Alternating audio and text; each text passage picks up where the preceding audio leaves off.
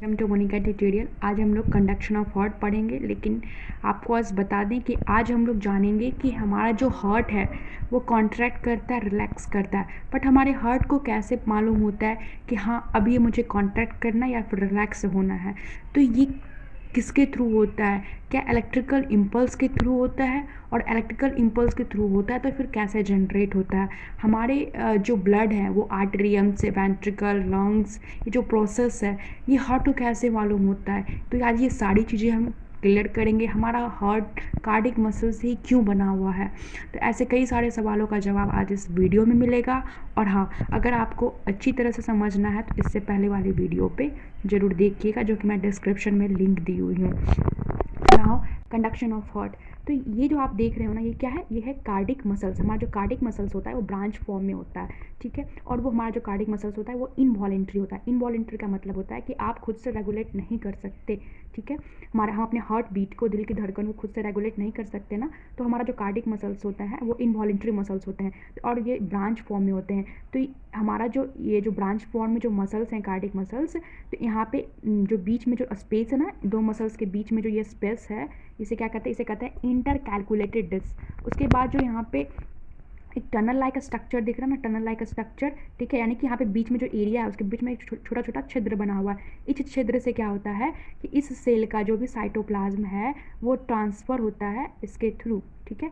यानी कि जो एरिया है उसे कहते हैं इंटर कैलकुलेटेड डिस्क, और बीच में जो टनल लाइक स्ट्रक्चर, जो छिद्र है जिसके थ्रू एक जगह से दूसरी जगह की चीज़ें आ जा सकती हैं, उसे कहते हैं गैप जंक्शन। जंक्शन मतलब जोड़ना और गैप मतलब वो जगह, ठीक है।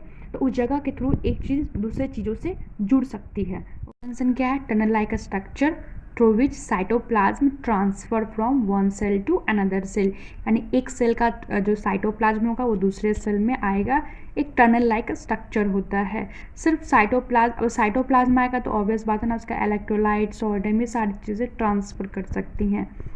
दोस्तों ये क्या, ये एक रफली डायग्राम है हार्ट का, ये मैंने बनाया है ताकि आपको अच्छे से समझ में आए। तो हमारा जो हार्ट है ना, ठीक है, ये किससे बना हुआ है? कार्डिक मसल से बना हुआ है। और इस कार्डिक मसल्स के कई छोटे छोटे छोटे छोटे सेल्स होते हैं ना। हमारा ये सब क्या है? ये सब कार्डिक सेल्स हैं जो हमारे पूरे हार्ट में होते हैं ना। हमारा जो हार्ट का 90% होता है वो किससे बना हुआ होता है? कार्डिक मसल से ही तो बना हुआ होता है। तो ऐसे कई सारे यहाँ पे सेल्स होते हैं, ठीक है। ऐसे कई सारे यहाँ पे सेल्स होते हैं, अनगिनत सेल्स होते हैं। मैं बनाऊंगी तो बहुत ज़्यादा टाइम लग जाएगा, मैं आपको समझाती हूँ। तो ऐसे कई सारे सेल्स होते हैं ना। तो पूरा जो मायोकार्डियम है वो मायोकार्डियम सेल से बना हुआ है हमारा हार्ट। तो ये जो सेल्स होते हैं ये थोड़े डिफॉर्म हो जाते हैं, यानी कि अपने आप को ही डिफॉर्म कर लेते हैं। इनका जो स्ट्रक्चर होता है वो डिफॉर्म हो जाता है, ठीक है। तो जैसे कि कुछ सेल्स यहाँ से डिफॉर्म हो गए, कुछ सेल्स यहाँ से डिफॉर्म हो गए, कुछ सेल्स यहाँ से डिफॉर्म हो गए, कुछ सेल्स जो होते हैं वो यहाँ से डिफॉर्म हो जाते हैं, कुछ सेल्स यहाँ से ऐसे डिफॉर्म हो गए, होते होते डिफॉर्म हो रहे हैं, अपने आप का स्ट्रक्चर को ख़राब करते करते अपने आप को सिकुड़ा रहे हैं, ठीक है। सिकुड़ते बहुत ही छोटा छोटा छोटा छोटा सेल्स में कन्वर्ट हो रहे हैं, ठीक है। अपने आप को पूरी तरह से डिफॉर्म कर लिए, ठीक है। ये जो डिफॉर्म स्ट्रक्चर है यहाँ पे, ये आर्टेरियम जो है, राइट आर्टेरियम के जो टॉप में जो ये स्ट्रक्चर आप देख रहे हो, इसे कहते हैं, ये जो है इसे कहते हैं ऐसे नोड। इसे क्या कहते हैं? इसे कहते हैं ऐसे नोड, ठीक है। ऐसे नोड क्या होता है मैं आगे बताऊंगी, अभी बस आपको नेमिंग समझना है। और यहाँ पे इसको क्या कहते हैं? ये भी तो डिफॉर्म स्ट्रक्चर है ना, इसे कहते हैं एवी नोड, ठीक है।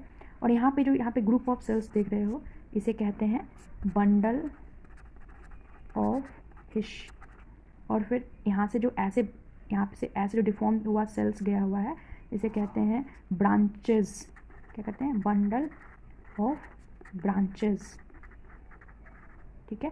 इसके बाद क्या आप देख रहे हो? इसके बाद आप देखोगे कि यहाँ पे छोटे छोटे छोटे छोटे ऐसे फाइबर्स लगे हुए होते हैं, ठीक है, ऐसे।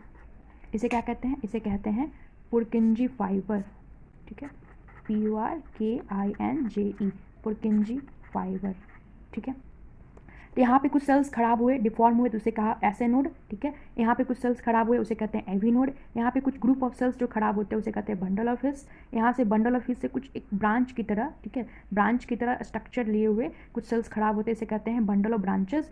और यहाँ पे ये बंडल ऑफ ब्रांचेस फर्दर जो सेल्स होते हैं वो बहुत ही माइन्यूट, बहुत ही branch like, fibre like structure में कन्वर्ट होते हैं, इसे कहते हैं पुरकिंजी फाइबर।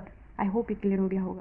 जो सेल्स डिफॉर्म हो गए, खराब हो गए हैं, ठीक है, आपने देखा ना, ये सारे सेल्स खराब हो चुके हैं, डिफॉर्म हो चुके हैं, अपना स्ट्रक्चर बदल चुके हैं अपने आप को कॉन्ट्रैक्ट करके, तो इसे कहते हैं ऑटो एक्सटाइवल सेल्स, ठीक है। यानी ऐसे node, AV node, bundle of hills, bundle of branches, Purkinje fibre, ये सारे क्या हुए? ऑटो एक्साइटेबल सेल्स हुए।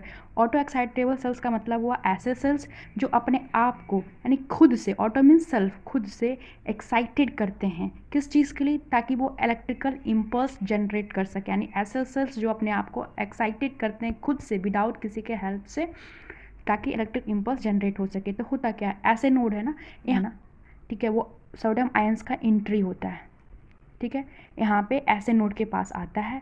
ऐसे नोड जो होता है वो अपने आप को डीपोलराइज्ड कर लेता है, कॉन्ट्रैक्ट कर लेता है। कॉन्ट्रैक्ट करने के बाद वो क्या करता है? ट्रांसफ़र कर देता है एस सोडियम आयंस को। कैसे?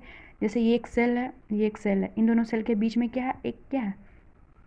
गड्ढा है ना, एक छिद्र है ना, तो इसके थ्रू ये जो सोडियम आयंस है इसके पास गया, फिर इसके पास जाता है, फिर इसके पास जाता है, फिर इसके पास, इसके पास, इसके पास, इसके पास गया, फिर इसके पास गया, फिर इसके पास पहुंचा, ठीक है।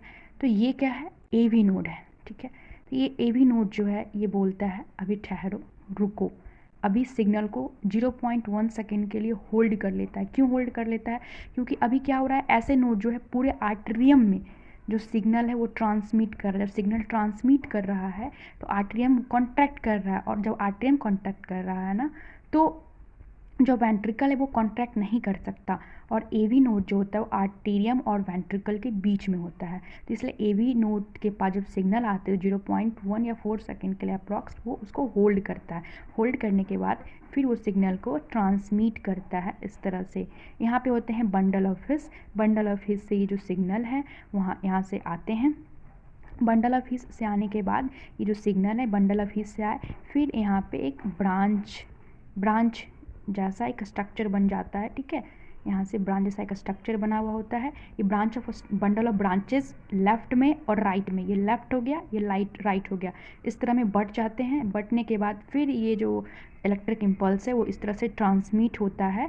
बट यहाँ पे क्या होता है, वो जो इलेक्ट्रिक इम्पल्स है वो फिर से डिवाइड होता है, ठीक है, छोटे छोटे ब्रांचेस में टूटते हैं, छोटे छोटे फाइबर्स में। ये जो आप देख रहे हो इसे कहते हैं पुरकिंजी फाइबर, से पुरकिंजी फाइबर। ये पुरकिंजी फाइबर क्या करता है, जो हमारे हार्ट में जो अदर सेल्स होते हैं, अदर सेल्स यहाँ पे पड़े हुए ना, बहुत सारे सेल्स यहाँ पे बहुत सारे सेल्स पड़े हुए हैं, ठीक है। तो वेंट्रिकल, पुरकिंजी फाइबर जो भी वेंट्रिकल में जो अदर सेल्स जिनके पास इलेक्ट्रिक इम्पल्स नहीं पहुँचा, उसको ये सिग्नल पहुंचा देते हैं इस तरह से करके।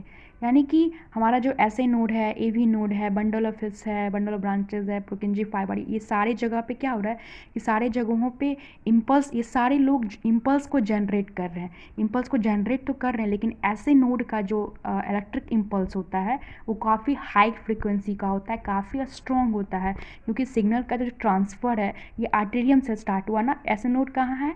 आर्टेरियम के जो आर्टेरियम का जो वॉल है उसके अपर पार्ट पे ऐसे नोड प्रेजेंट है, और ऐसे नोड फिर एबी नोड को देता है। एबी नोड से बंडल ऑफ हिस में जाता है, बंडल ऑफ हिस से बंडल ऑफ ब्रांचेज में जाते हैं। बंडल ऑफ ब्रांचेज लेफ्ट और राइट में बटे हुए होते हैं। फिर वो जो बंडल ऑफ ब्रांचेज होते हैं फिर छोटे छोटे ब्रांचेज में टूट जाते हैं, फाइबर्स में बन जाते हैं, उसे कहते हैं पुरकिंजी फाइबर्स। तो ये पूरा एक प्रोसेस होता है कंडक्शन ऑफ हार्ट में।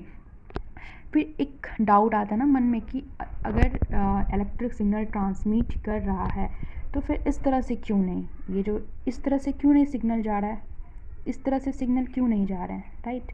इस तरह से इसलिए सिग्नल नहीं जाते क्योंकि यहाँ पे एक स्पेशल स्ट्रक्चर होता है जो कि क्या होता है, यहाँ पे प्रेजेंट होता है, यहाँ पे बीच में, और इसे क्या कहते हैं, इसे कहते हैं फाइब्रस पेरिकार्डियम।